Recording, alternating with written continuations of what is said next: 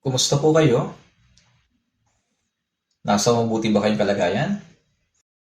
Manalangin po tayo.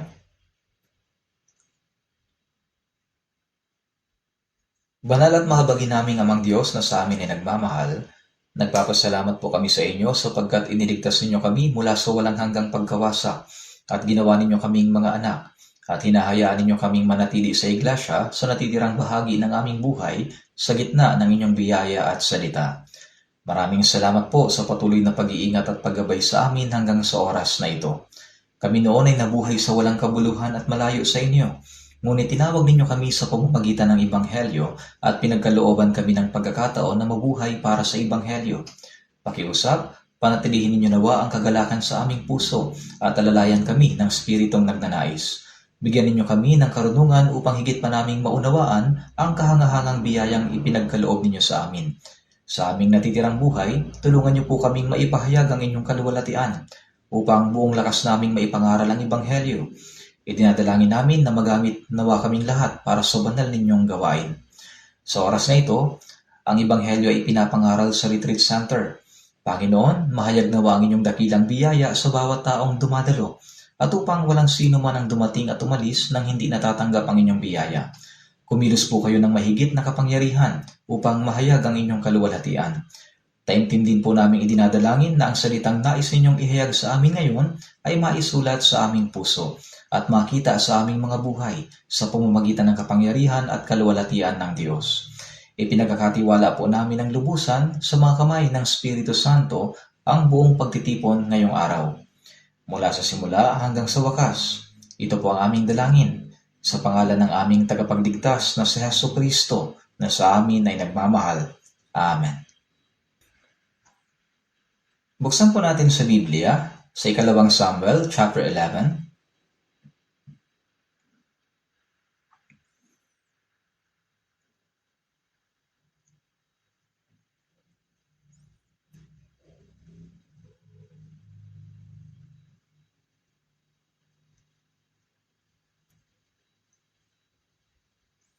Ikalawang Samuel chapter 11 verse 1. Ikalawang Samuel chapter 11 verse 1. Babasahin ko po mula verse 1. Sa tagsibol ng taon, ang panahon na ang mga hari ay lumalabas upang makipaglaban, sinugo ni David si Joab at ang kanyang mga lingkod na kasama niya at ang buong Israel.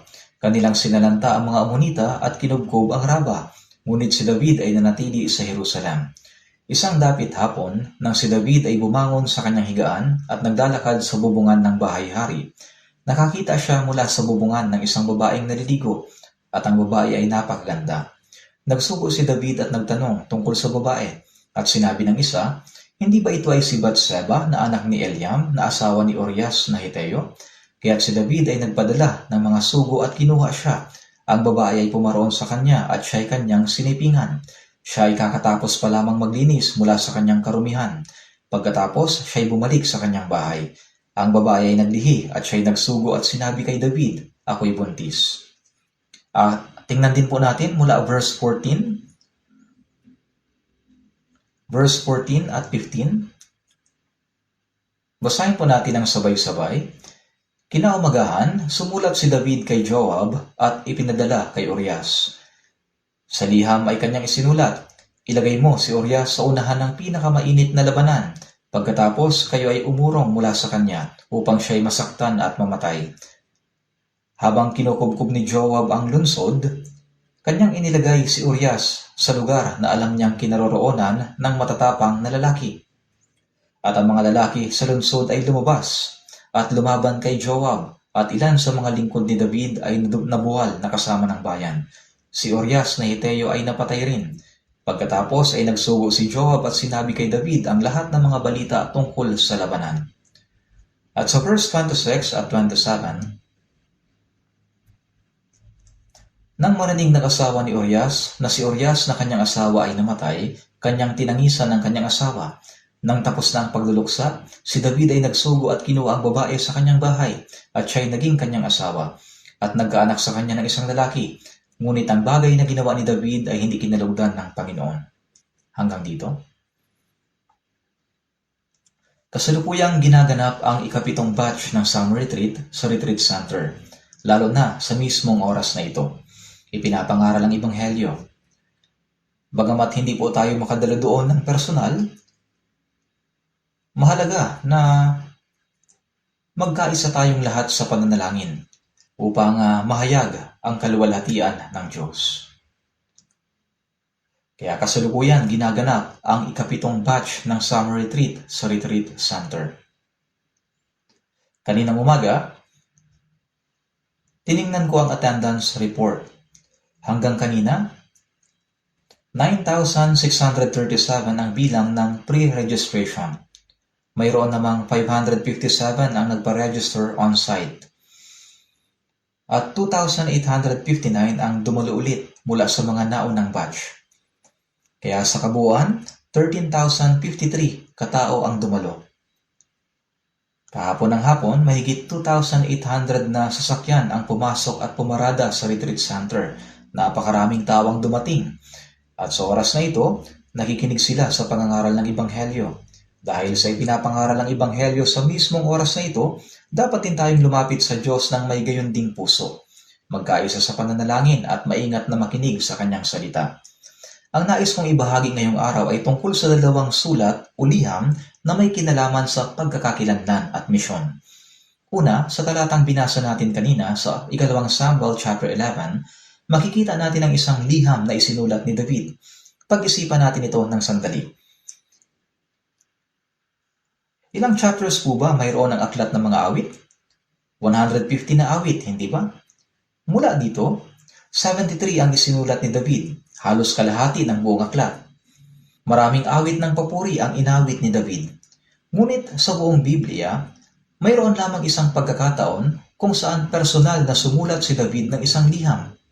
Sa talatang binasa natin sa 2 Samuel 11, makikita natin ang tanging liham na isinulat ni David.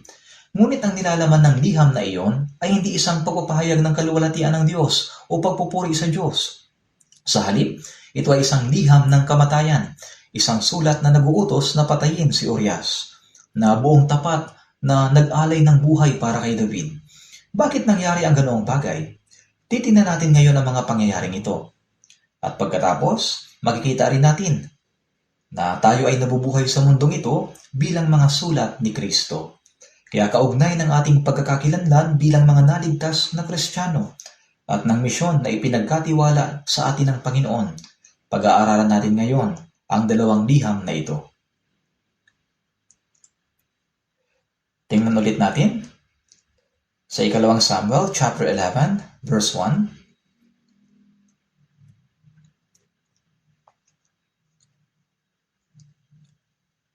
Ikalawang Samuel chapter 11 verse 1. Mula verse 1, sa tagsibol ng taon, ang panahon na ang mga hari ay lumalabas upang makipaglaban, sinugo ni David si Joab at ang kanyang mga lingkod na kasama niya at ang buong Israel. Saan po sila pumunta? Kanilang sinalanta ang mga Amonita at kinugkob ang Raba, ngunit si David ay nanatili sa Jerusalem. Sa 2 Samuel chapter 11, makikita natin ang pagkakasala ni David. Ngunit ano ba ang kalagayan ni David nang magawa niya ang kasalanan ito? Nang panahong yon, ang buong hukbo ng Israel ay nasa Amon, nakikipagdigma laban sa mga Amonita. Ngunit bakit nangyari ang ganitong pangyayari?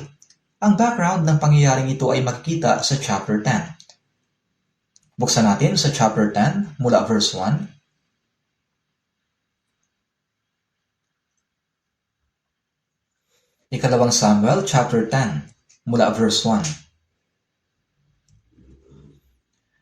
At nangyari pagkatapos nito, ang hari ng mga Amonita ay namatay, at si Hanon na kanyang anak ay naghari na kapalit niya.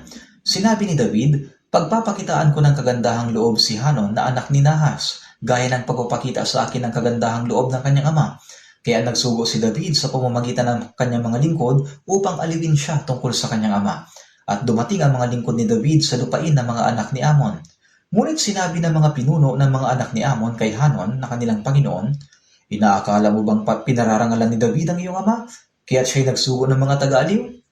Hindi kaya nagsugo si David sa iyo ng kanyang mga lingkod upang siyasatin ang bayan at upang tiktikan at upang ito ay magapi?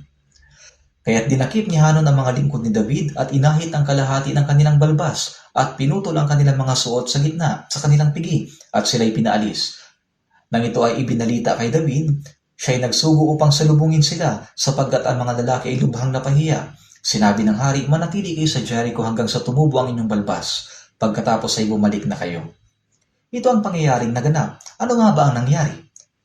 Nangyari ito noong si David ay naging hari at namamahala sa Israel. Ang hari ng Amonita ay namatay at naghari bilang kapalit niya ang kanyang anak.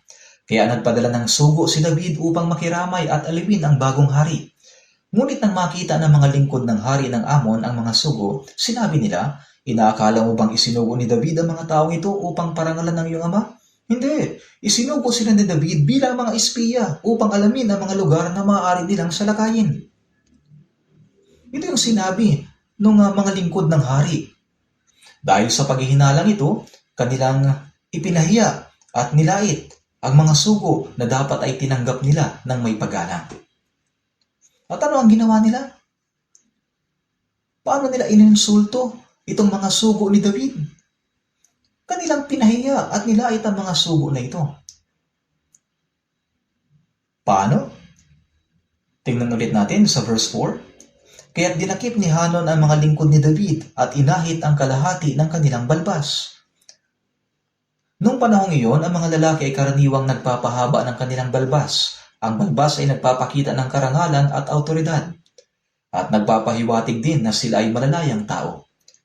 Ngunit ang mga sugo na may mahabang balbas, gaano karami ang inahit sa kanilang balbas? Maaari ninyong sagutin. Gaano karami? Kalahati. Ngayon, isipin ninyo na ganito kahaba ang balbas. Kung ang balbas ay gugupitin mula sa ibaba hanggang dito, pwede pa rin itong pahabain. Pero ang sabi, inahit ang kalahati ng kanilang balbas. Ibig sabihin, inahit ang kalahati nito sa gitna ng patayo. Naintindihan ninyo? Dito ay walang balbas, dito naman napakahaba. At meron pa. Inahit ang kalahati ng kanilang balbas at pinutol ang kanilang mga suot sa gitna, sa kanilang pigi, at sila'y pinaalis. Ano ang ibig sabihin ng pinutol ang kanilang mga suot sa gitna? Nang sabihin na pinutol ang kanilang mga kasuotan hanggang sa gitna ng kanilang mga hita, ibig sabihin, ginawa nilang lantad ang bahagi ng kanilang katawan na dapat sana ay natatakpan ng kasuotan.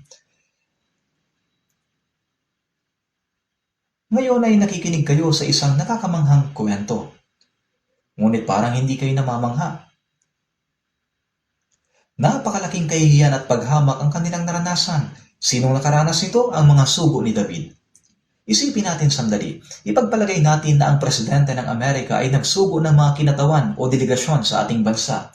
Ngunit sa halip na bigyan natin sila ng mainit na pagtanggap at tratuhin ng maayos ay ininsulto natin sila.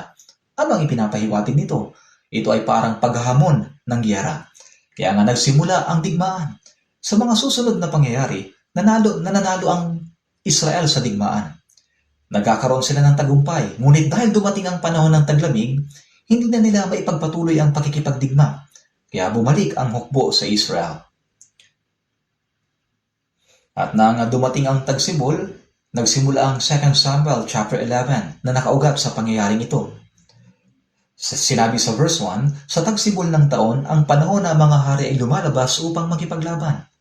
Lumipas na ang taglamig at dumating na ang tagsibol, ang panahon na mas angkop para muling makipagdigma. At ng panahong iyon, sinugo ni David si Joab at ang kanyang mga lingkod na kasama niya at ang buong Israel. Sinalanta ang mga Amonita at kinubkob ang Raba. Saan sila pumunta? Sa Amon, upang lipulin ang mga Amonita. Kaya nagsimula ulit ang digmaan. Ngunit sa pagkakataong ito, si David ay hindi sumama sa hukbo upang makipagdigma.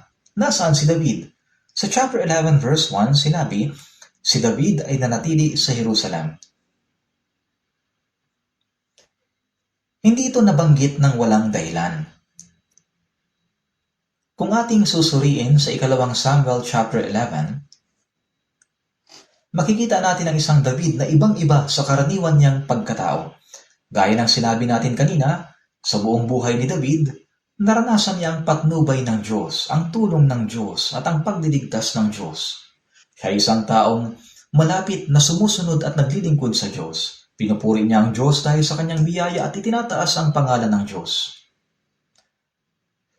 Ngunit sa ikalawang Samuel chapter 11, makikita natin si David na ibang-iba sa David na karaniwan nating nakikilala. At ang simula nito, makinig kayong mabuti, ay nagsimula sa katotohanang wala siya sa lugar kung saan dapat naroon siya. Kung si David ay kasama ng kanyang hukbo sa digmaan, malamang ay hindi nangyari ang nakakahiyang kasalanang nagawa niya na nangyari sa mga sunod na pangyayari. Ilang taon na ba si David nang mangyari ang kaganapang ito?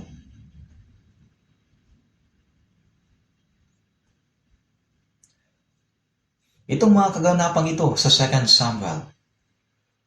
Nang mangyari ito, ilang taon na ba si David? Tingnan natin sa ikalawang Samuel chapter 5 verse 4.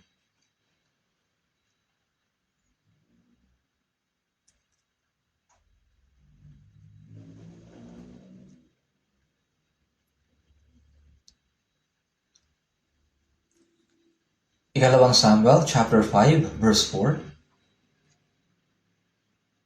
Basahin natin ng sabay-sabay. Si David ay 30 taong gulang nang siya'y magsimulang maghari at siya'y naghari ng 40 taon. Ilang taon si David nang siya'y magsimulang maghari? 30 taon. At ilang taon siya naghari? 40 taon. Kaya ilang taon siya nang siya ay namatay? 70 taon. Ngayon, si David na naging hari sa edad na 30 at namuno sa Israel sa loob ng 40 taon ay patuloy na nagtatagumpay sa kanyang paghahari. Tingnan din natin sa chapter 7, verse 8 to 9, ikalawang Samuel.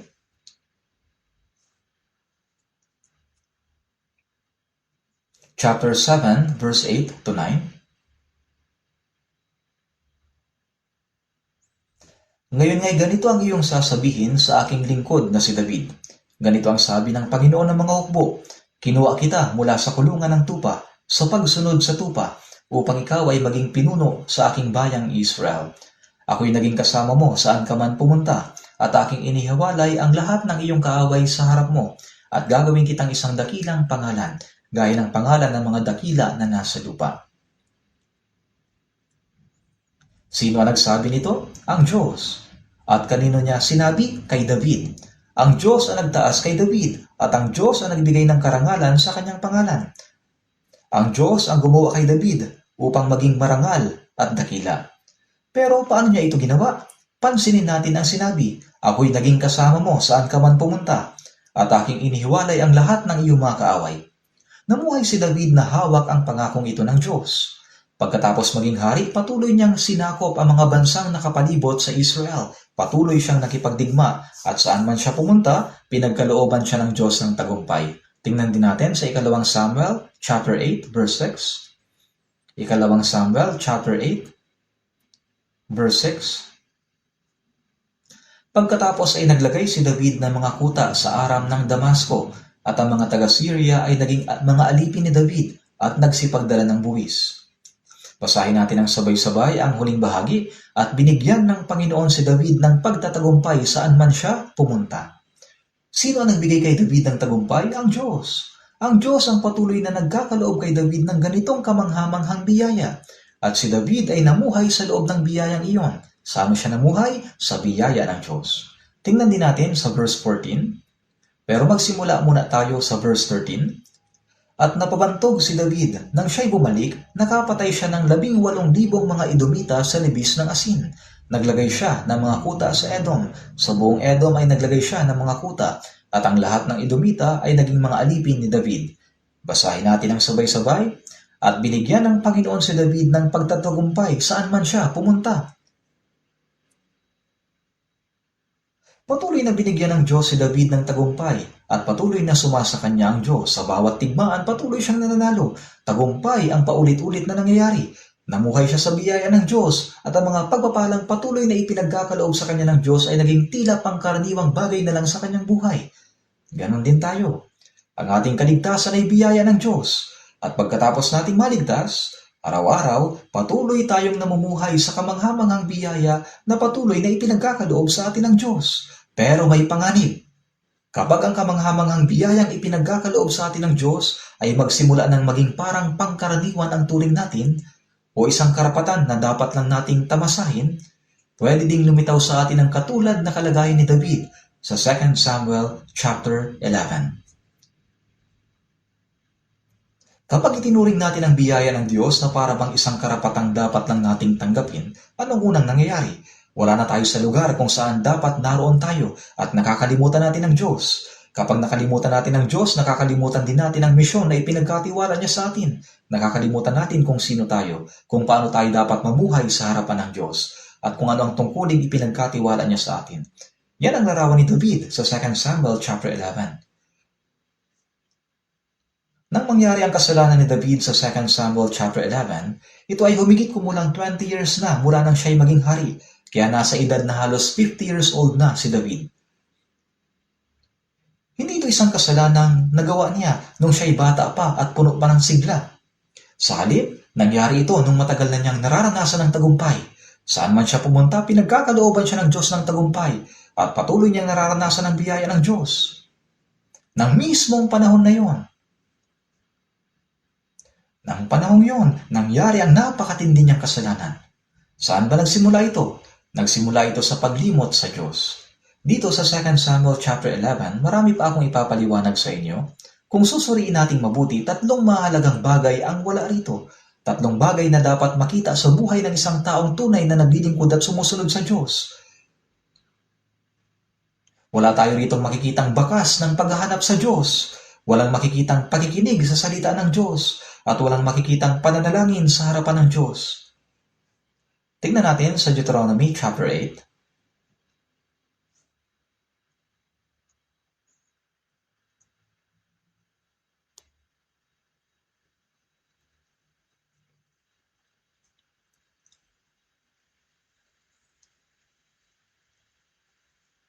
Deuteronomy chapter 8,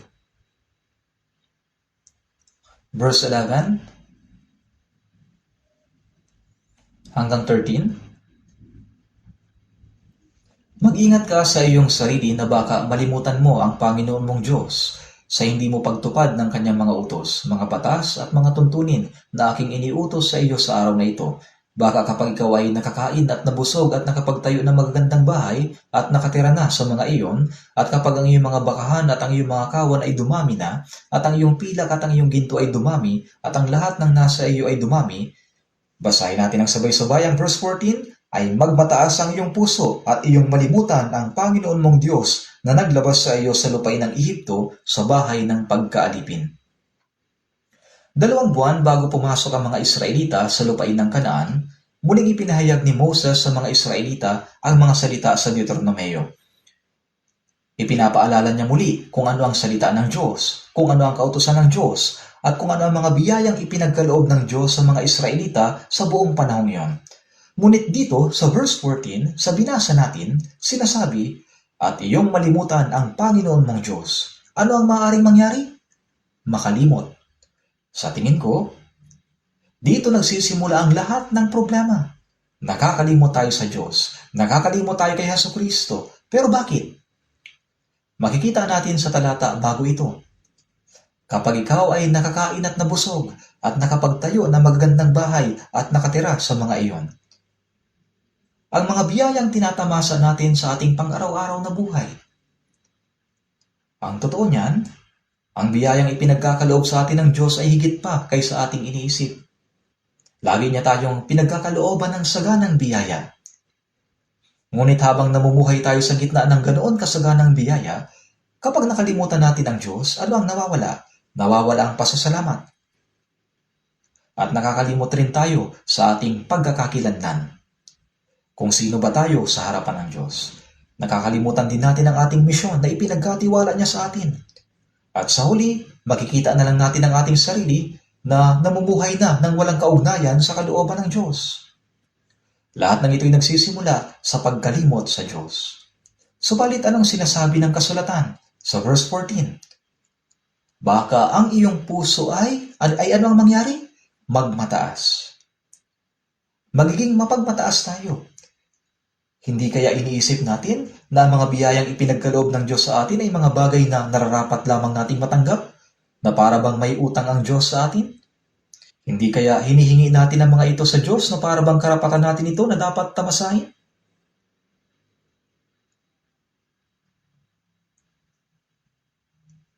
Balikan natin sa ikalawang Samuel chapter 11. Dito makikita natin si David na nakalimot sa Diyos. At makikita rin kung paano niya maling ginamit ang mga kamanghamanghang biyaya na ipinagkaloob sa kanya ng Diyos. Una, makikita natin yon, gaya ng nabanggit ko kanina sa verse 1. 2 Samuel chapter 11 verse 1. Sa tagsibol ng taon, ang panahon na mga hari ay lumalabas upang makipaglaban, sinugo ni David si Joab at ang kanyang mga lingkod na kasama niya at ang buong Israel. Umalis ang buong hukbo, subalit sinong naiwan? Tanging si David lamang ang naiwan. Kanilang sinalanta ang mga Amonita at kinubkob ang Raba, ngunit si David ay nanatili sa Jerusalem. Una, ang manhid ng puso ni David. Nakalimutan niya kung sino siya sa harap ng Diyos. Nakalimutan niya ang Diyos at nakalimutan din niya kung sino siya. At ang unang ipinakita ni David ay ito, wala siya sa lugar kung saan dapat siya naroon. Napakahalaga nito. May lugar kung saan dapat naroon tayo. Bilang mga Kristiyano, may lugar kung saan tayo nabibilang. Lugar kung saan tayo dapat manatili at manindigan. Dapat ay naroon tayo sa lugar kung saan dapat tayo naroon. Ito ay isang lugar na hindi pwedeng ikompromiso o isuko. Ang lugar kung saan ipinapangaral ang Ebanghelyo, kung saan nahayag ang gawain ng Diyos, yun ang aking lugar. Dapat naroon tayo sa lugar na yon. Hindi yun isang lugar na dapat nating iwasan dahil mahirap. Kahit mahirap, kailangan nating magtiis at manatili sa lugar na yon. Kailangan nating panghawakan at panindigan ang lugar na ipinagkatiwala sa atin. Ang unang bagay na maling ginamit ni David ay tungkol sa kanyang kinaroroonan o posisyon, at ang pangalawa ay makikita sa verse 2. Isang dapit hapon, nang si David ay bumangon sa kanyang higaan at naglalakad sa bubungan ng bahay ng hari. Ikalawa, makikita natin na ginamit niya ng mali ang oras na ibinigay sa kanya ng Diyos. Pansinin ninyo, kailan daw siya bumangon? Isang dapit hapon. Ano ang tawag natin sa isang bagay na isang beses lang ginamit at pagkatapos ay itinatapon? Disposable, di ba? Alam niyo ba kung ano ang pinakamahal na disposable? Mas mahal pa kaysa ginto? Ito ang ngayon mismo. Oras ang tinutukoy ko. Ang oras ay hindi mo maaaring i-recharge. Hindi mo rin maaaring bilhin. Ang oras na ibinigay sa akin ng Diyos ay biyaya mula sa Diyos. Bukod pa rito, pagkatapos nating maligtas, ang buhay na ginugugol natin para sa Ebanghelyo, para sa Diyos, para sa Iglesia, at para kay Kristo ay napakadakilang regalo at biyaya na ipinagkaloob sa atin ng Diyos. Subalit anong ginagawa niya rito? Ngunit anong ginagawa natin? Ginagamit natin sa mali ang oras na ipinagkaloob sa atin ng Diyos. Ganito minsan ang ginagawa natin. Ginagamit natin sa mali ang oras na ipinagkakaloob sa atin ng Diyos.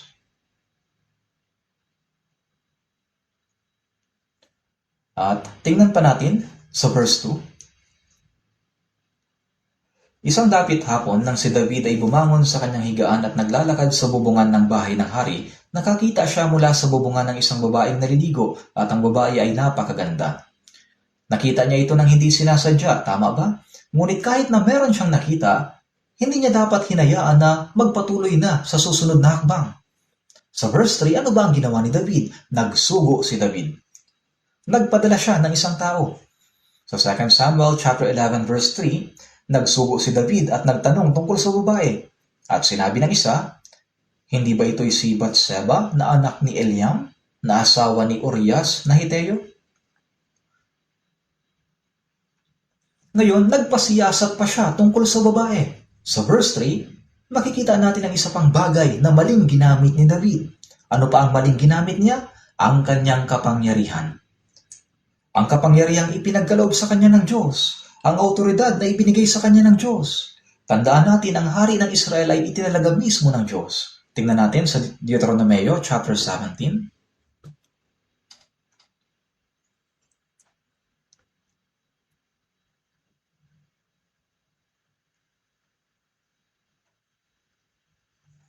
Deuteronomio chapter 17, verse 14.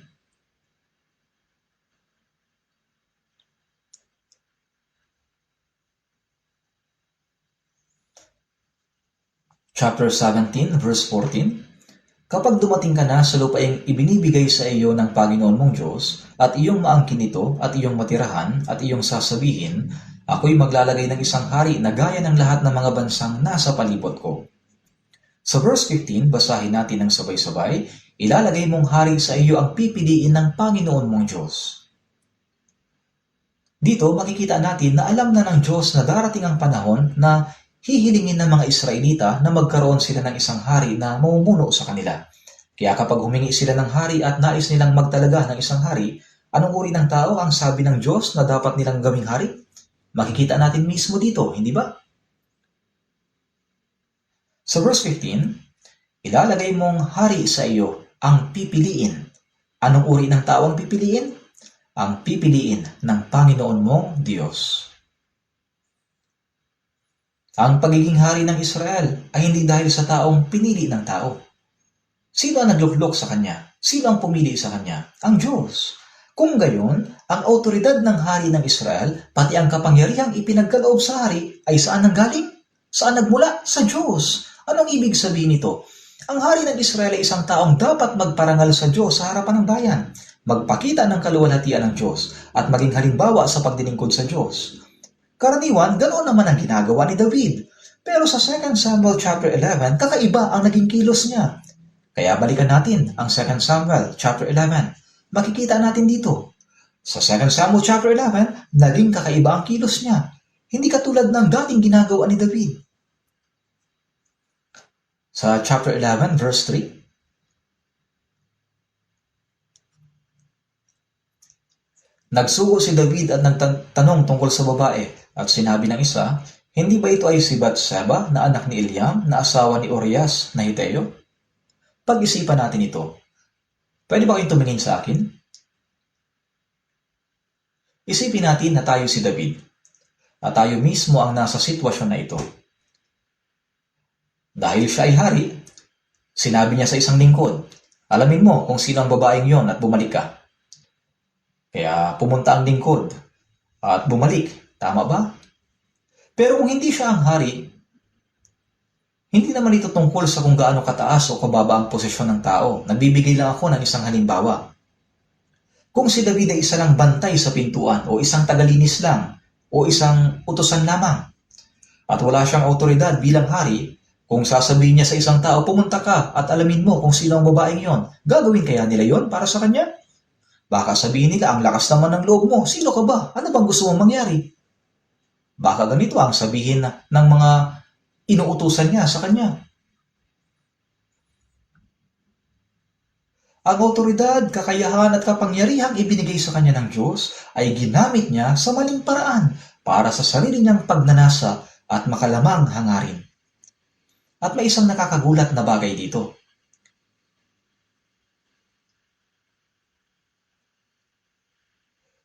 Ipinasiyasat niya kung sino ang babae. Pero kasalanan ba yun ng lingkod? Wala naman siyang magagawa, utos yun ng hari. Kaya napilitan siyang sumunod. Kaya pumunta siya, nagsiyasat at nalaman kung sino ang babae at bumalik. At ang nakakagulat, si Batseba pala yun. Ang asawa ni Urias. Sino ba si Urias? Sa 2 Samuel chapter 23, tingnan nyo na lang sa susunod, doon nakatala ang mga pangalan ng 37 na magigiting na mandirigma ni David.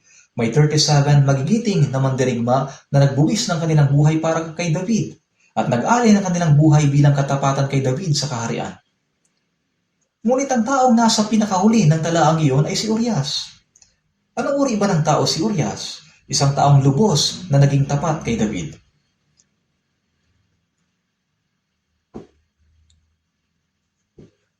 Talagang naglingkod siya ng buong katapatan kay David. Ngayon, sinabi sa kanya, ang babaeng yon ay asawa ni Urias. Aba, kung ganon, hindi dapat. Sino ba siya? Siya ay asawa ng isang lingkod na nagbibigay ng buong katapatan sa kanya. Ngunit ano ang ginawa niya pagkatapos? Sa verse 4, kaya't si David ay nagpadala ng mga sugo at kinuha siya. Ang babae ay pumaroon sa kanya at kanyang sinipingan. Kung huminto na sana siya doon, kung tumigil na sana siya matapos malaman ang pangalan ng babae, ngunit nakakalungkot, hindi siya tumigil. Naging manhid ang puso ni David at nakalimot siya sa Diyos. Dahil dito, nagpatuloy ang kanyang kasalanan at lumala pa ito ng lumala.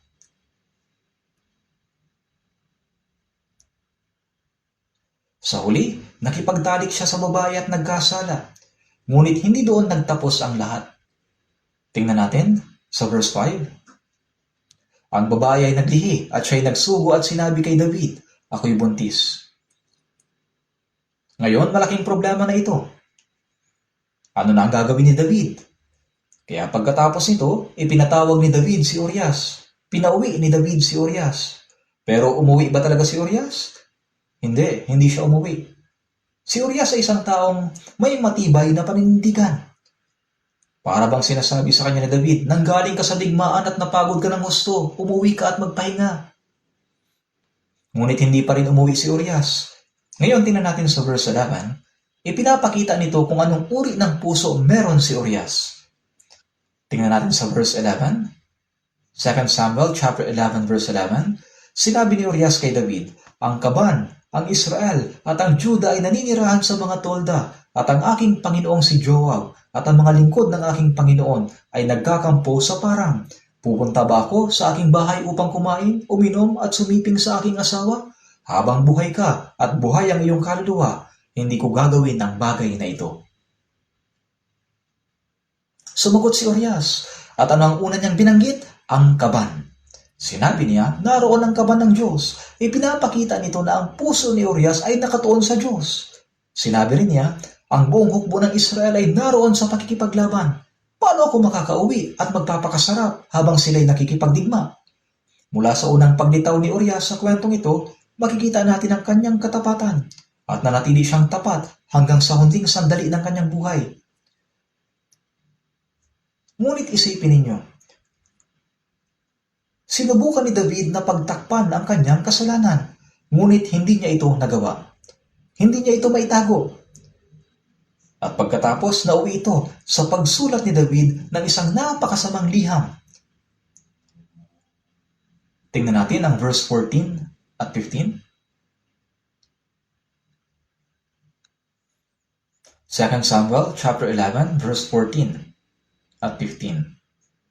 Kinaumagahan, sumulat si David kay Joab at ipinadala kay Urias. Sa liham ay kanyang isinulat, ilagay mo si Urias sa unahan ng pinakamainit na labanan, pagkatapos kayo ay umurong mula sa kanya upang siya'y masaktan at mamatay. Isipin niyo ito. Si David mismo ang nagsulat ng liham na iyon. Pero ano ang nakasulat doon? Nasabi ko na kanina, hindi ba? Ano ang nakasulat sa liham?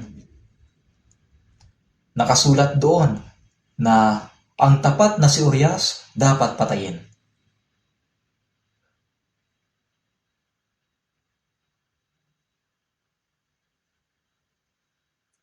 Tingnan ulit natin ang verse 14. Ilang beses kong binasa ang talatang ito at talagang napakasakit isipin. Basahin ulit natin. Kinaumagahan, sumulat si David kay Joab. Kanino niya ipinadala ang liham? Kanino niya ipinadala? At ano ang nilalaman ng liham? Ang patayin si Urias. Ipinadala ni David ang liham na ito kay Joab. Pero kaninong kamay niya ipinadala ang sulat? Kay Urias mismo. Isipin niyo, kung nalaman ni Urias ang nilalaman ng liham na dala niya, ano kaya ang mararamdaman niya? Ang liham na hawak niya ay nag-utos na patayin mismo siya. At sino nag-utos na sa kanya nadali ng liham? Si David.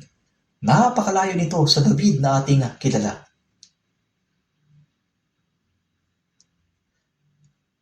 Ngayon, buksan naman natin sa unang Samuel chapter 24. Ito ay noong si David ay hinahabol ni Saul at namumuhay sa ilang. Buksan natin ang unang Samuel chapter 24. Tingnan natin mula sa verse 1. Unang Samuel chapter 24.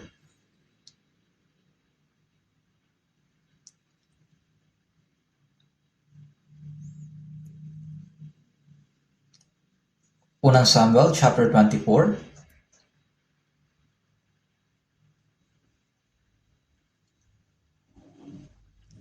Verse 1, Nang si Saul ay bumalik mula sa paghabol sa mga Filisteo, sinabi sa kanya, si David ay nasa ilang ng Engedi. Na magkagay kumuha si Saul ng 3,000 piling lalaki sa buong Israel at naglakbay upang tugisin si David at ang kanyang mga tauhan sa harapan ng batuhan ng mailap na kambing.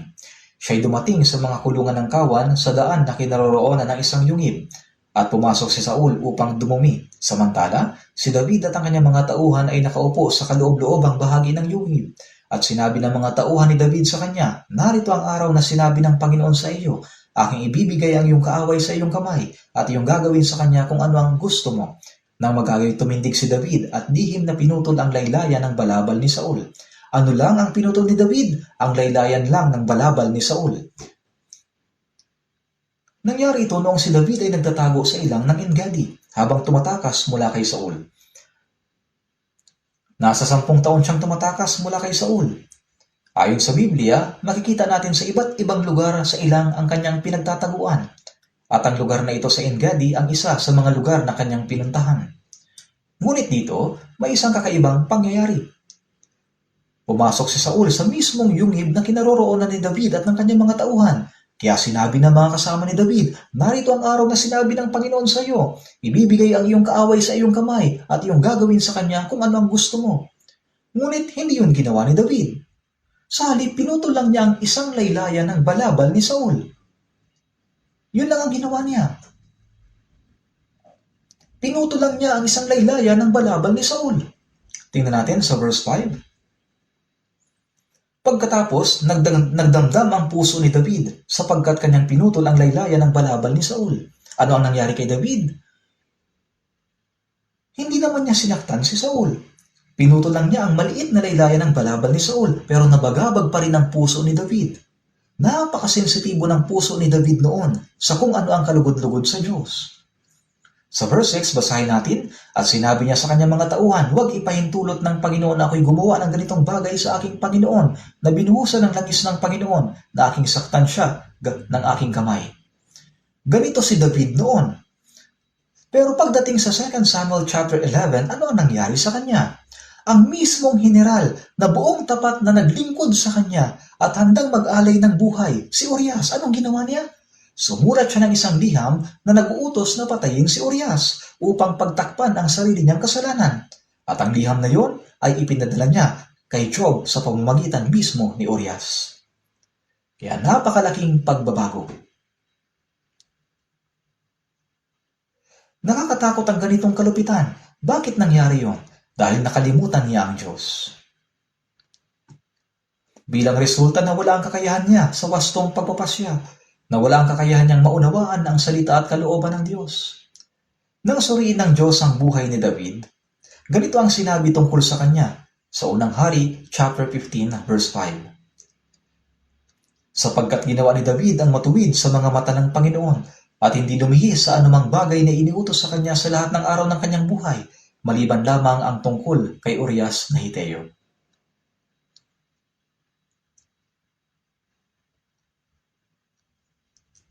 Ganito ang naging pagsusuri ng Diyos sa buhay ni David. At ang mismong David na ito ang nakikita natin ngayon sa pangyayaring ito. Sa 2 Samuel chapter 11, ipinadala ni David ang liham kay Joab at ipinadala niya ito na hawak mismo ni Urias. Talagang walang awa si David sa isang taong buong tapat na naglingkod sa kanya.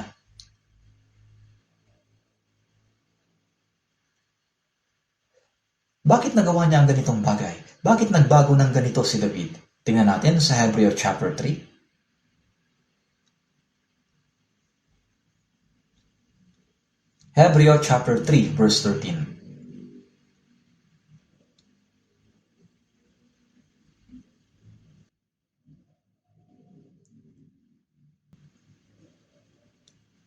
Hebreo chapter 3. Dito, paulit-ulit na sinasabi ang babalang, huwag ninyong papagmatigasin ang inyong mga puso. Basahin natin ang verse 13 ng sabay-sabay. Ngunit magpayuhan kayo sa isa't isa, araw-araw habang ito ay tinatawag na ngayon, upang walang sino man sa inyo ang pagmatigasin ng pagiging madaya ng kasalanan. Ang bagay na lumilitaw dahil sa pagiging madaya ng kasalanan ay ang pagiging matigas ng puso. Ngunit upang hindi maging matigas ang ating puso, kailangan nating makinig sa salita ng Diyos, hanapin ang kalooban ng Diyos, at mamuhay sa harapan ng Diyos. Kaya anong dapat nating gawin upang hindi maging matigas ang puso? Ang susi ay nasa verse 1. Basahin natin ng sabay-sabay. Kaya mga banal na kapatid, mga kabahagi sa makalangit na pagkatawag, isaalang-alang ninyo na si Jesus, ang apostol at pinakapurong pari ng ating pagpapahayag. Kapag malalim nating pinag-iisipan sa Jesucristo, mapupuno ang ating mga puso ng biyaya ng Diyos at tayo ay magiging mapagpasalamat. Ngunit nakalimutan ni David ang Diyos. Nakalimutan niya si Jesus. Pwede ring maging ganito ang ating puso. Nasaan ang David na labis na nabagabag kahit laylayan lang ng damit ni Saul ang kanyang pinutol? Wala na. At ngayon, sumulat siya ng liham na nagsasabing ipapatay si Urias. At ipinadala niya ito kay Joab.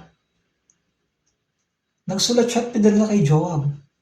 Balikan natin ang 2 Samuel chapter 11. Hindi pa tapos ang paglalarawan sa kasalanan ni David. Kinalaunan, si Urias mismo ang nagdala ng sulat na ito kay Joab. Ginawa lamang ni Joab ang ipinag-utos ni David. At ng araw na yon, namatay si Urias kasama ng iba pang mga kawal. Tingnan natin ang 2 Samuel chapter 11. Verse 26 at 27. Nang marinig ng asawa ni Urias na si Urias na kanyang asawa ay namatay, kanyang tinangisan ang kanyang asawa. Nang tapos na ang pagduluksa, si David ay nagsugo at kinuha ang babae sa kanyang bahay, at siya'y naging kanyang asawa, at nagkaanak sa kanya ng isang lalaki. Ngunit ang bagay na ginawa ni David ay hindi kinalugdan ng Panginoon. Ano ang sinabi?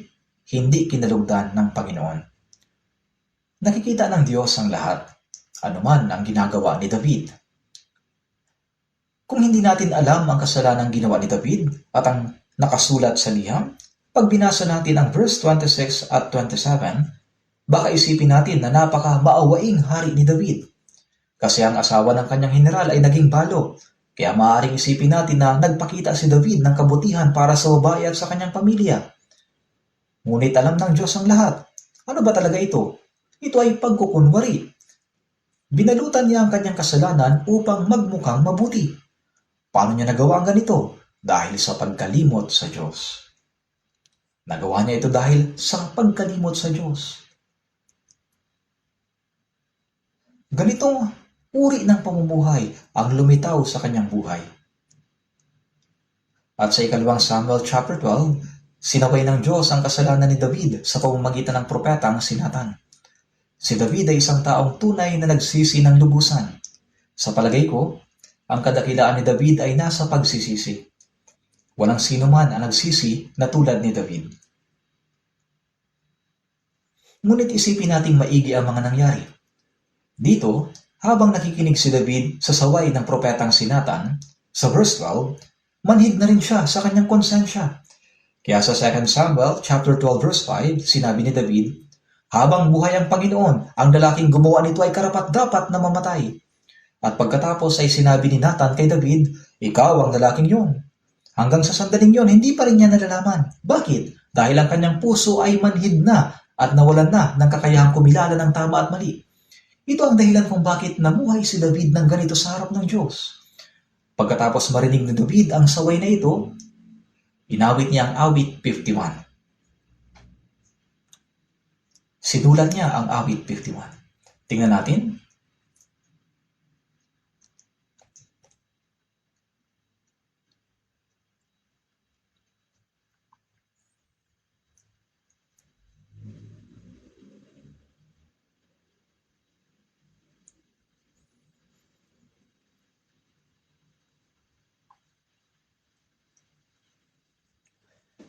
Awit 51. Sa pamagat o heading ng awit 51, makikita natin nakasulat ang ganito.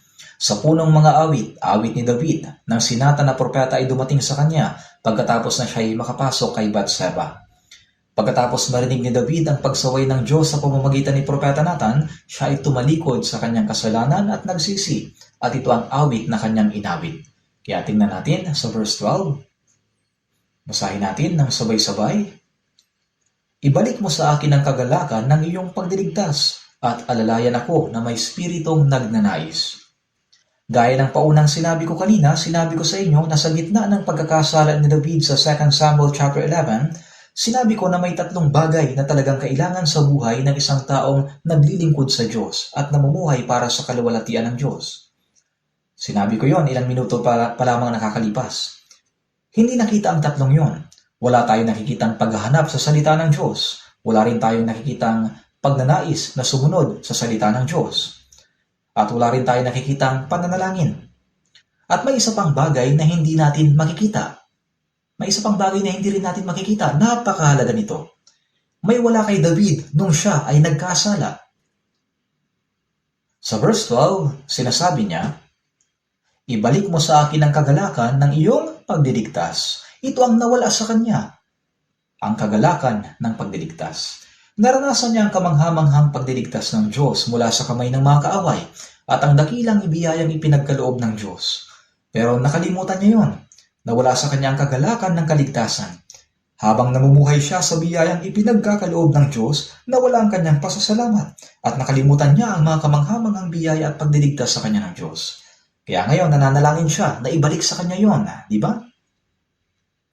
Pagkatapos nito, ibalik mo sa akin ang kagalakan ng iyong pagdiligtas at alalayan ako na may spiritong nagnanais. Ibig sabihin, Diyos, tulungan mo akong makasunod talaga sa iyong salita ng may kusang loob na puso. Panghawakan mo ako.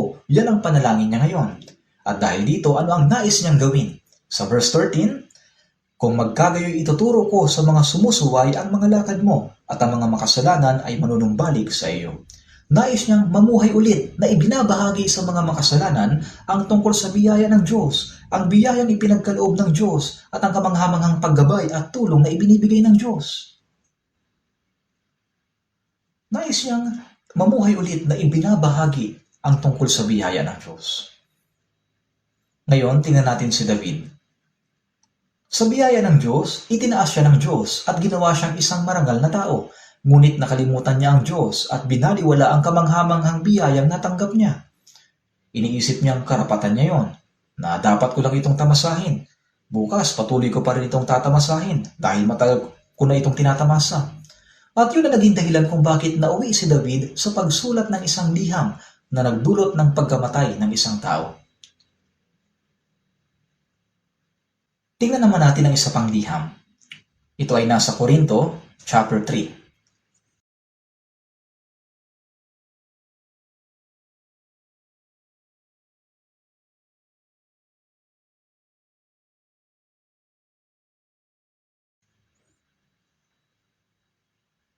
Ikalawang Korinto, chapter 3. Ikalawang Korinto, chapter 3. Verse 1 to 3. Magsisimula ba kaming muli na purihin ang aming sarili?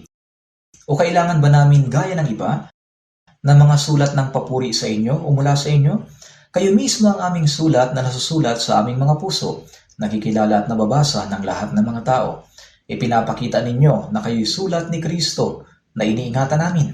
Isinulat hindi ng tinta, kundi ng Espiritu ng Diyos na buhay, hindi sa mga tapyas ng bato, kundi sa mga tapyas ng puso ng tao.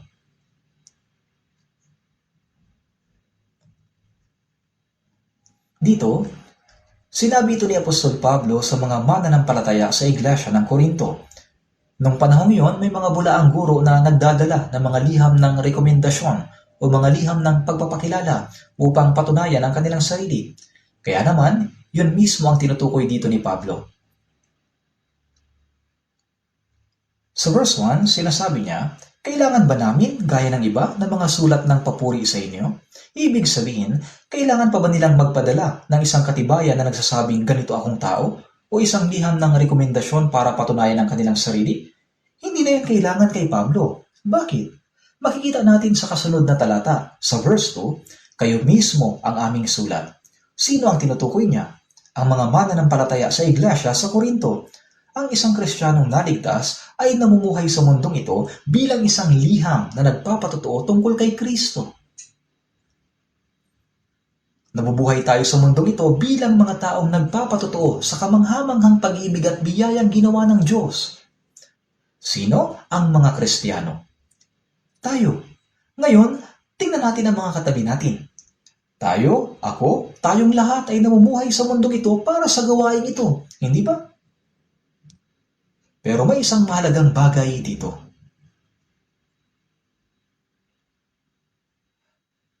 Tayo ay namubuhay sa mundong ito para sa gawain ito.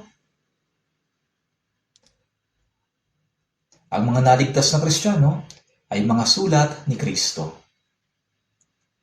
na ipinadala dito sa mundo. Sa verse 3, ipinapakita ninyo na kayo'y sulat ni Kristo. Kaninong sulat?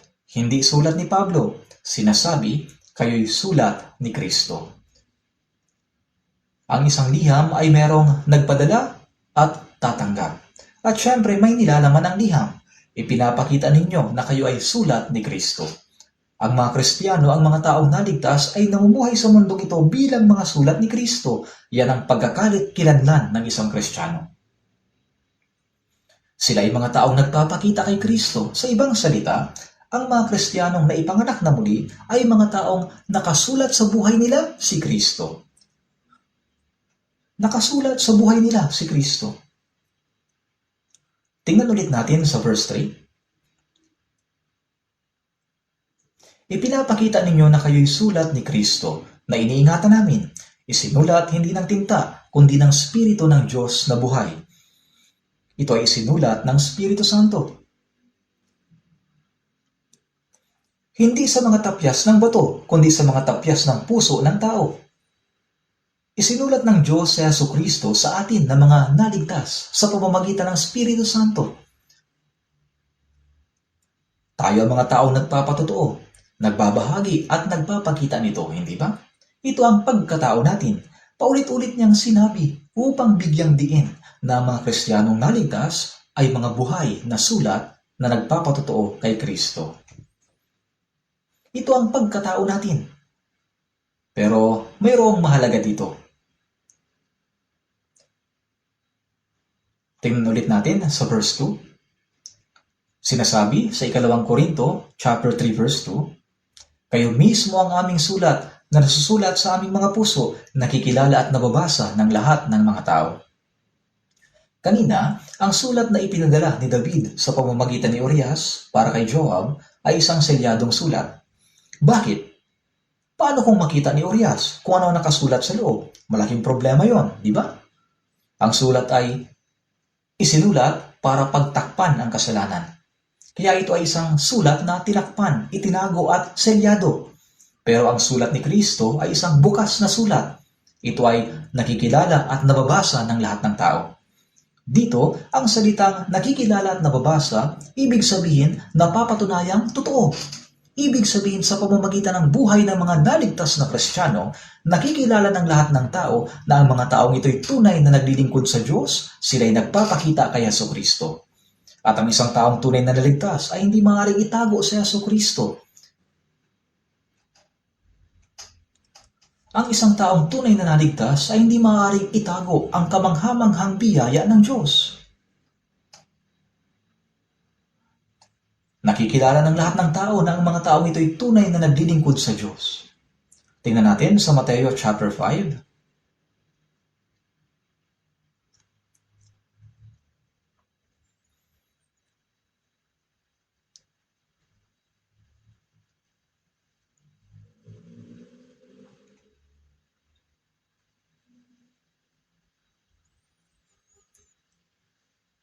Mateo chapter 5. Verse 14. Verse 14. Kayo ang ilaw ng sanlibutan. Ang isang lungsod na nakatayo sa ibabaw ng isang burol ay hindi maitatago. Hindi nila sinisindihan ng isang ilawan at inilalagay sa ilalim ng takalan, kundi sa talagang patungan at nagbibigay ng liwanag sa lahat ng nasa bahay.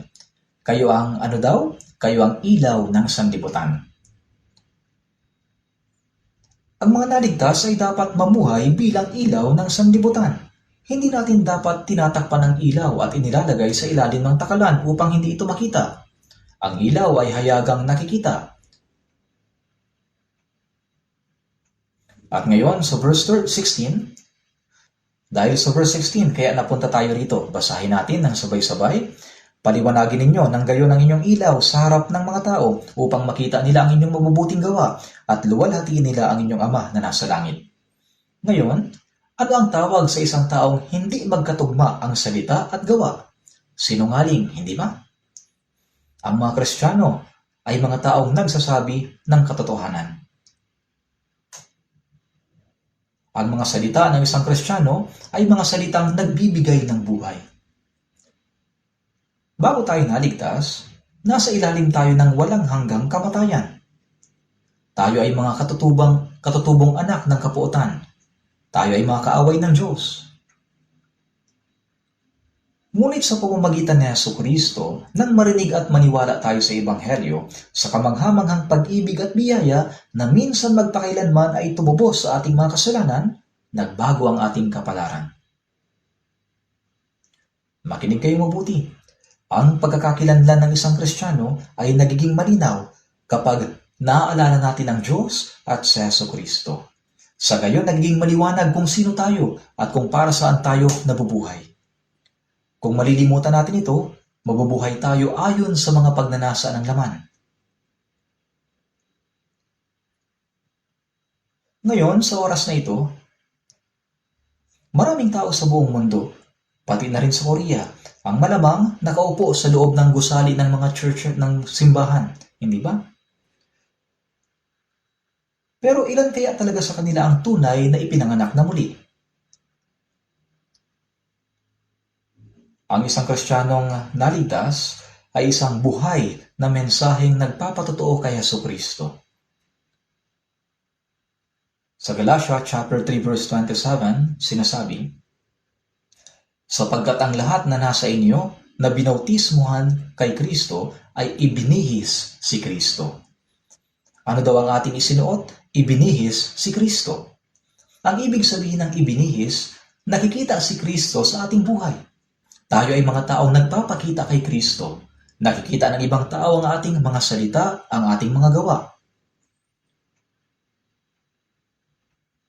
Buksan natin ang awit 73.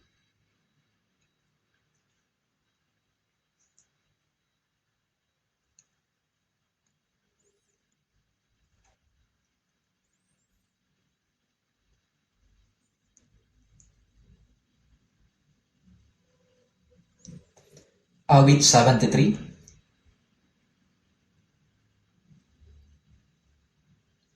Basahin natin ang verse 6. Ang bahaging ito ay nagsasalita tungkol sa mga masasama. Basahin natin ang sabay-sabay ang verse 6. Kaya ang kapalaluan ay nagsisilbing kwintas nila, karahasan ang suot nilang damit. Sino ang tinutukoy dito? Ang masasama. Ang kwintas ng masasama ay kapalaluan. At ang damit ng masasama ay ano? Karahasan. Pero paano naman ang damit ng isang Kristiyano? Sinasabi na tayo, ibinihis natin si Kristo. Ano ang ibig sabihin nito? Dumako tayo sa Colossus chapter 3.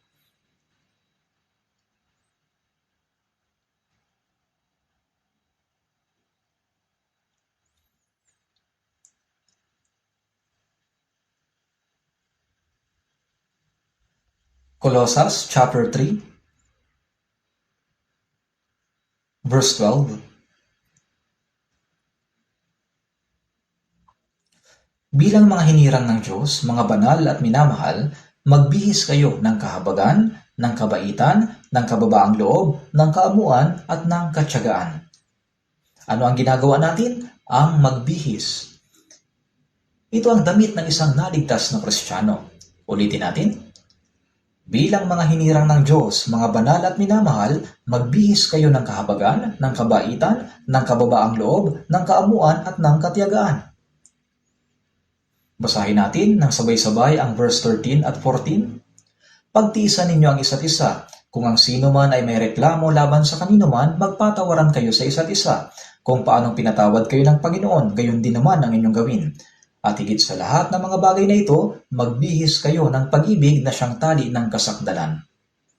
Hindi ba ito ang kasuotan ng isang Kristiyano? Ang pananamit ng isang Kristiyano? Ang damit ay nakikita ng ibang tao. Naintindihan ba ninyo? Maaari kayong sumagot. Tingnan din natin sa unang Pedro chapter 3. Unang Pedro chapter 3 verse 15.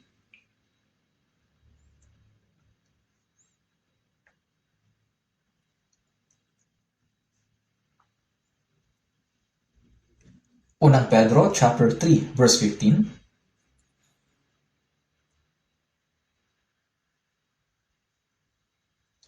Basahin natin ang sabay-sabay. Ngunit italaga ninyo si Kristo bilang Panginoon sa inyong mga puso at lagi kayong maging handa sa pagsagot sa bawat isa na humihingi sa inyo ng dahilan ng pag-asa na nasa inyo, ngunit sa kamuan at may takot na may mabuting budhi. Dito makikita natin sa bawat isa na humihingi sa inyo ng dahilan ng pag-asa na nasa inyo. Ano ang itinatanong nila? Sinasabi na magtatanong ang ibang tao. Itatanong nila ito sa mga taong naligtas. Ano ang kanilang itatanong? Ang dahilan ng pag-asa na nasa inyo. Paano makikita ng ibang tao ang pag-asa na nasa loob ng isang tao? Makikita ito sa pamamagitan ng kanilang pamumuhay. Ito ay makikita sa kanilang mga kilos. Sa pagdilingkod sa Diyos, sa pananampalataya sa Diyos at sa pagsunod kay Jesucristo, ang pananampalataya ay hindi isang bagay na ginagawa lang kapag gusto mo. At kapag ayaw mo ay hindi mo nagagawin.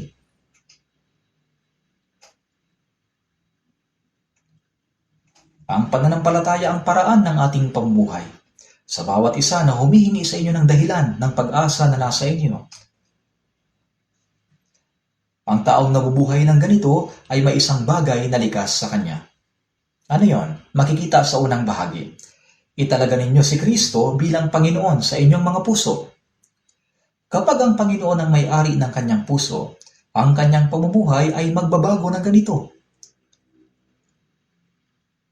Naintindihan niyo ba? Opo, yan ang normal na buhay pananampalataya. Ibinibihis natin si Kristo at unti-unti nating tinutularan ang kanyang pagkatao. At kapag ganito ang ating pamumuhay, ang mga taong nakapaligid sa atin ay magsisimulang magsabi, paano kaya sila naging ganyan? Ang mga taong ito ay talagang kakaiba. Madalas ako makarinig ng ganitong mga komento tuwing summer retreat, lalo na kapag nakikipag-usap ako sa mga naimbitahan. Madalas nilang sinasabi ang ganitong mga bagay. Sa pangkalahatan, may 3 bagay silang madalas na sinasabi. Una, sinasabi nila ang dami palang tao dito. Talagang marami, di ba? At sinasabi rin nila, ang mga pastor ay mahusay magpaliwanag ng Biblia sa paraang madaling maintindihan. Sinasabi nila madaling maintindihan. Talagang madalas nilang sinasabi yon. At meron pang isa. Sinasabi nila ang lahat ng miyembro ng simbahang ito ay palaging nakangiti. Lahat daw ay nakangiti. Yan ang madalas nilang banggitin. At totoo naman ito. Tuwing summer retreat, meron tayong church news update bawat session sa bawat araw na nag-uulat ng mga pangyayari sa retreat. At kung titingnan niyo yon, patuloy na makikita ang mga kapatid nating naglilingkod at lahat sila ay nakangiti. Kahit nababasa ng ulan habang nag-aasikaso sa paradahan, nakangiti pa rin sila. Kahit nasa ilalim ng matinding sikat ng araw, sobrang init at pawisan, nakangiti pa rin sila. Bakit? Dahil may kagalakang ibinibigay ang Diyos sa kanilang mga puso. Mayroon silang kagalakan sa kanilang puso. Ito ay naranasan ko mismo nung 2nd batch ng summer retreat. Nung unang araw, dumating na ang lahat ng mga dumalo na may daladalang mga bagahe at maleta, dumaan sa lugar ng registration at pumunta sa kanilang mga lodging. Dahil sa napakaraming taong dumadaan, ang lugar sa harap ay naging marumi at magulo. May maraming nagkalat na bagay sa sahig, lalo na sa loob ng elevator.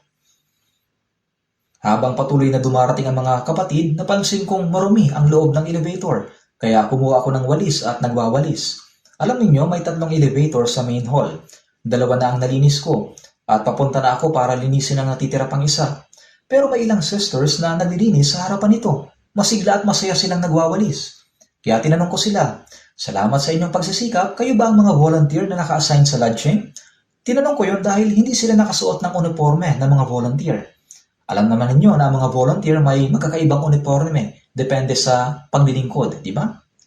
Pero dahil wala silang suot na ganoong uniforme, tinanong ko sila at pagkatapos, nakangiti silang nagsabi.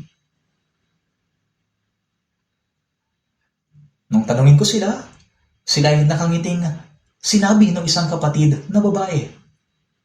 Ganito yung sabi niya. Hindi kami mga volunteer na naka-assign sa lodging. Mga volunteer lang ba ang dapat na maglinis? Ang retreat center ay ating tahanan, di ba?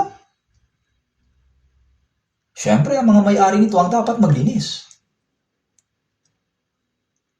Ganito yung sinabi nila. Kapag sinasagawa natin ang retreat, maraming uri ng paglilingkod ang ipinagkakatiwala sa bawat isa. Marami talagang mahirap at mabibigat na gawain. Pero ang mga kapatid na naglilingkod ng may pagpapasalamat at nakangiti, talagang nagpapasalamat ako na makita iyon. Tayo bilang mga Kristiyano ay mga taong nagpapatotoo kay Jesucristo. Ang ating mga salita, ang ating mga kilos, at maging ang ekspresyon ng ating muka ay nagpapakita kay Jesucristo. Buksan natin sa Lucas chapter 4.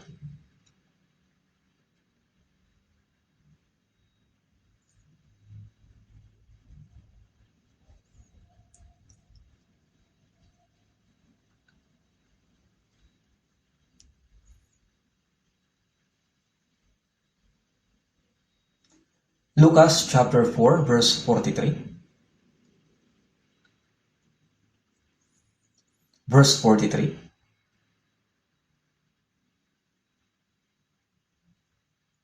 Lucas chapter 4 verse 43.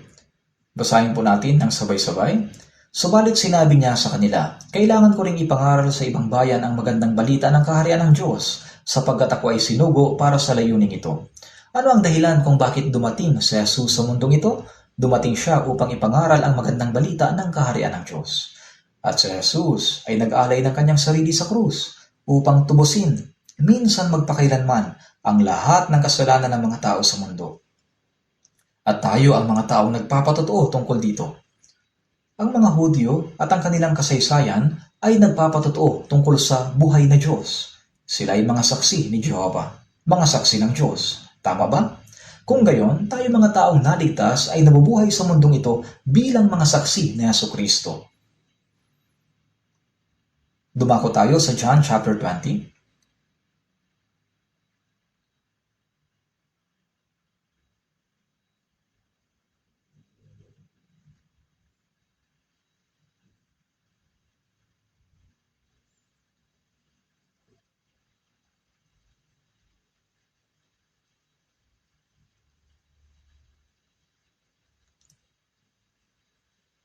Ito ang sinabi ng muling nabuhay na si Jesus sa kanyang mga alagad.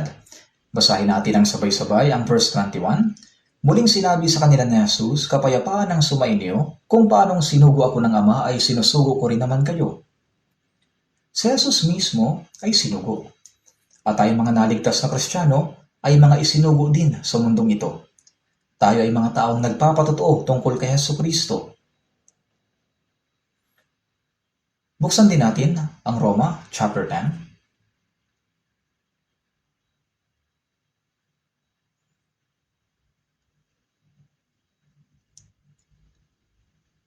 Roma chapter 10 verse 14.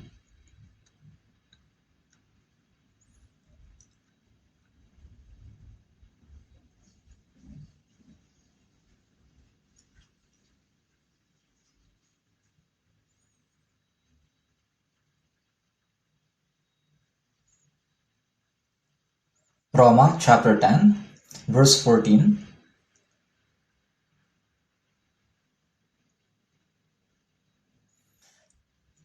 Ngunit paano nga silang tatawag sa kanya na hindi nila sinampalatayanan?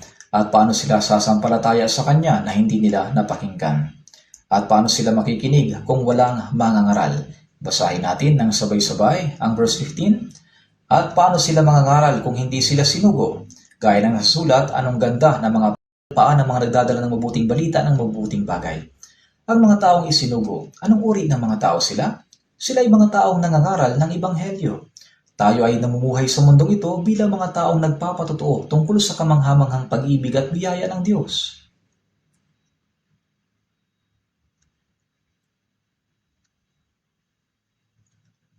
Hayaan ninyong ibuod ko.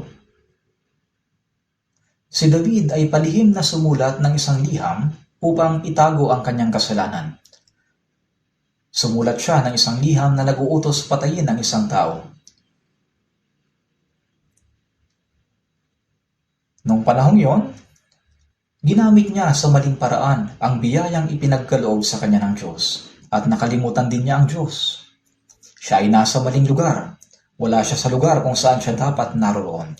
At mali rin ang paggamit niya sa oras na ipinagkaloob ng Diyos, hindi ba? Ginamit rin niya ang autoridad na ibinigay sa kanya ng Diyos para sa pagnanasa ng kanyang laman. Hindi rin siya nakatuon sa salita ng Diyos. Hindi niya hinanap ang Diyos. Dahil dito nakalimutan niya ang Diyos. Kaya nawala rin sa kanya ang pag-unawa at kakayahang kumilala ng tama at mali. At dahil dito, sa pamamagitan ng pagkukunwari, ng katigasan ng puso at kawalan ng habag, sumulat siya ng liham na nag-uutos na patayin ng isang tao, hindi ba? Ngunit tunay nga na sa biyaya ng Diyos at sa tulong ng Diyos, kailangan ng isang Kristiyano na mamuhay na malinaw ang kanyang pagkakakilanlan. Paano? Kailangan niyang magtuon sa salita ng Diyos. Kailangan niya ng pusong may kusang loob na sumunod sa salita ng Diyos. At habang namumuhay siya sa gitna ng kamanghamanghang biyaya at sa gitna ng paggabay at tulong ng Diyos, kailangan niyang mamuhay ng may pagpapasalamat. Tayong mga Kristiyano ay namumuhay sa mundong ito bilang liham ni Kristo, na nagpapatotoo tungkol kay Hesukristo. Ang taong ganito ay naroroon kung saan siya dapat naroroon. At ginagamit niya ng mahalagang oras na ipinagkaloob sa kanya ng Diyos upang maipakita ang kaluwalhatian ng Diyos.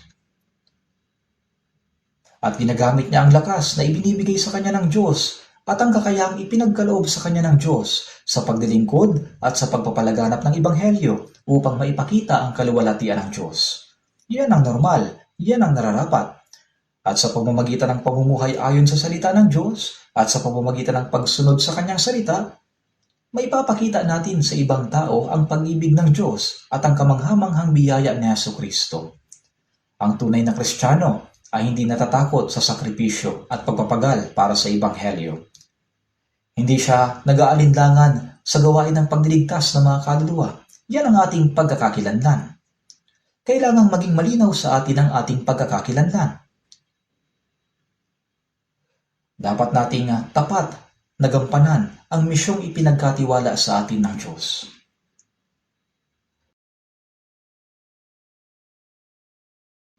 Sa gayon, sa ganitong paraan, makakaharap tayo sa Panginoon ng may katapatan. Manalangin na po tayo. Mahabagin naming Amang Diyos na sa amin ay nagmamahal, dalangin po namin na pagkalooban niyo kami ng tapat na puso. Tulungan niyo po kami na higit pang maunawaan ang kamanghamanghang biyaya na ipinagkaloob ninyo sa amin upang maisagawa namin ng may kagalakan at pasasalamat ang lahat ng mga bagay na ipinagkatiwala ninyo sa amin. Gamitin niyo po kami ng higit at higit pa sa mahalagang gawain ng pagpapahayag ng Ebanghelyo. Tulungan po ninyo kami hanggang sa araw na humarap kami sa Panginoon upang magampanan naming mabuti ang lahat ng mga gawaing ipinagkatiwala ninyo sa amin. Buong puso kaming nananalangin na kayo lamang ang tumanggap ng lahat ng kaluwalhatian. Sa lahat ng oras na darating, naway lalo pang maging sagana ang inyong biyaya. Kayo po ang kumilos at tumulong sa amin. Nagpapasalamat kami at nananalangin sa pangalan ng aming tagapagligtas na si Hesukristo. Amen.